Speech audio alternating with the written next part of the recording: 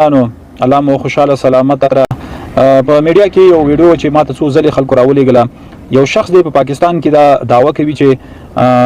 د افغانستان پښتانه چې دي احمد شاه ابدالي دا ټول د پاکستان د ساحې دي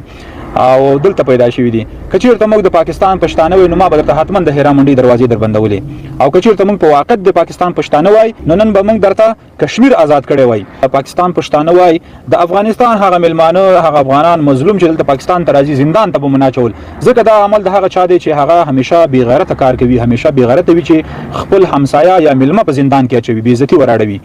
د یو بل خبر هم کړی چې افغانستان خاوره چې دا زموږ صوبه د کنن د کسبا د بیوځي کیږي ان شاء الله تر هغه چې دلته یو افغان هم ژوندې وستا ک 1500 میلیون نفوس هم شي موږ خاورې ته چپ هم ونګوري نو دا د اطمینان در کوم د دې ارمان چې د تاسو مکمل افراد به ان شاء الله ګور توړي او دلته موږ ژوندې یو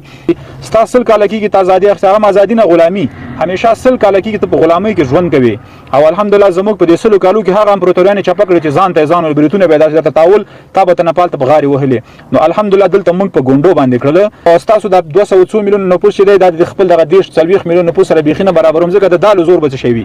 نو افغانانو تشویش مکه داسې لګي دي بسره په ذهنونه مشوش کوي او افغانان خپه کوي او دلته ان شاء الله هغه دولت راغله چې تاسو د هر مال او ناموس ساتون کې دی د هر ظالم نه به پښتنه کوي تاسو د هر هغه څه په وړاندې به ودرېږي چې د دې ملک او د دې خاوري او د دې ولس په ځان باندې وي ان شاء الله موږ د الله سره او د هغه د رسول سره وعده کړی چې تر هغه ژوندن یو د دې خپل ملک سره به وفا کوو او د دې خپل ملک د بقا په خاطر باندې به همیشه کار کوو زموږ دغه مساحت چې دی د ساتنه او په ځان باندې فرض عین بولو د هر دښمن نه ان شاء الله